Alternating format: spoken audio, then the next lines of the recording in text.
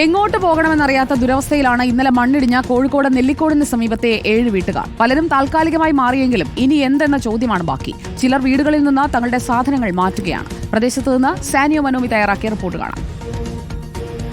കഴിഞ്ഞ ദിവസം മണ്ണിടിഞ്ഞ് വലിയ അപകടമുണ്ടായ നെല്ലിക്കോട് ആ മണ്ണിടിഞ്ഞതിന്റെ മുകളിലുള്ള ഒരു വീട്ടിലാണ് നമ്മളിപ്പോൾ ഉള്ളത്. ഷീല എന്ന പേരുള്ള ചേച്ചി നമുക്കിപ്പോൾ ഉണ്ട്. ചേച്ചിയുടെ വീടാണല്ലേ ഇത്? ഇവിടെ വരരുത് എന്ന് പറഞ്ഞിരുന്നില്ലേ? അപ്പൊ പിന്നെ എന്ത് സാഹചര്യത്തിലൊക്കെ മാറ്റാനൊന്നുമില്ല. തുണി മാറി ഇട്ടതിനാൽ ഓടിയതല്ലേ. ഇത് വീഴുന്ന ഞാൻ കൊലയിലിരിക്കുക. വാവയ്ക്ക് കഞ്ഞും കൊടുത്തിട്ട് മോൻ്റെ കുട്ടിയുണ്ട്, അവന് കഞ്ഞും കൊടുത്തിരിക്കുമ്പോഴത് മറിഞ്ഞ് വീഴുന്നത്. അപ്പം അതേപാടി ഓടിയതാ. ഇന്നലെ എവിടെ താമസിച്ചത്? എങ്ങോട്ടാ പോയി? ഇന്നലെ റെസിഡൻസിക്കാരൊക്കെ കൂടി അവിടെ ഒരു പഴയൊരു വീടുണ്ടേനി. അപ്പം അവിടെ കൊണ്ടേ ആക്കി. അവിടെ ആളില്ല, ഒഴിഞ്ഞൊരു പഴയ തറവാട് വീടാണ്. നിൽക്കാൻ പറ്റൂല, എന്നാലും എങ്ങനെ രാത്രി ഒന്ന് കഴിയണ്ടേ. അപ്പോൾ ഇന്നലെ അവിടെ നിന്ന് അപ്പോൾ ഒരിടത്ത് പൈസ ചോദിച്ചപ്പോൾ ഒരു നാളേറ്റ് തരുമായിരിക്കും. എവിടെയെങ്കിലും ഒന്ന് കിട്ടണ ഞങ്ങൾ കൊടുത്തിട്ട പൈസ എവിടെയാണ്? അവിടെ വാടകയ്ക്ക് പണയത്തിന്. ആ, അപ്പോൾ ആ പൈസ കിട്ടിയാൽ മാത്രമേ ഇനി മാറാൻ പറ്റുള്ളൂ. ഒന്നും പാടി ഇപ്പോൾ അവിടെ നിൽക്കാം. പിന്നെ ഇനിയിപ്പോൾ എന്താ ചെയ്യാന്നൊന്നും എനിക്ക് അറിഞ്ഞൂടാ. അധികൃതർ ആരെങ്കിലും വരുമോ, എന്തെങ്കിലും സംസാരിക്കുമോ? കൗൺസിലറൊക്കെ വന്നിട്ടേനി. അപ്പോൾ എന്തെങ്കിലും ചെയ്യാന്നൊക്കെ പറഞ്ഞു. ആരും ഒന്നും പറഞ്ഞില്ല. ഇന്ന് ഞാൻ എന്നിട്ട് ഇപ്പോൾ ഇവിടെ പോയി, സിവിലിൽ പോയി. അപ്പോൾ കളക്ടർ പറഞ്ഞിട്ടുണ്ട് നമുക്ക് എന്തെങ്കിലും ഒരു തീരുമാനം ഉണ്ടാക്കാമെന്ന്. എന്നെ കണ്ടപ്പോൾ മുപ്പത്തി വിഷമമായി. അപ്പോൾ ഇവിടെ വന്ന് എല്ലാം കണ്ട് നമുക്ക് സങ്കടപ്പെടേണ്ട, നമുക്ക് എന്തെങ്കിലും ഒരു തീരുമാനം ആക്കാമെന്ന് പറഞ്ഞിട്ട് പോയതാ. കുറേ വീടുകളുണ്ടോ ഇങ്ങനെ?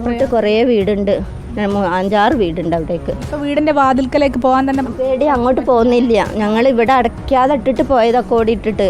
അപ്പോൾ എന്തെങ്കിലുമൊക്കെ സാധനങ്ങളൊക്കെ തുണികളൊക്കെ എടുത്തിട്ട് പോട്ടെ. ബാക്കിയെല്ലാം ഇനി ആൺകുട്ടികളോ ഇനി ആരെങ്കിലും വന്നിട്ട് എടുത്തോട്ടെ. ഇന്ന് വീണ്ടും ഇടിഞ്ഞിട്ടുണ്ട്. ഇന്ന് 2 പ്രാവശ്യം. നേരത്തെ രാവിലത്തെ മഴയ്ക്ക് പിന്നെ അവിടെ ഇടിഞ്ഞിട്ടുണ്ട് ആ ഭാഗത്തേക്ക്. അവർക്കിപ്പോൾ ഭയങ്കര വിഷമമായി ഉണ്ടാവും, ബുദ്ധിമുട്ടായി. ആയിക്കോട്ടെ.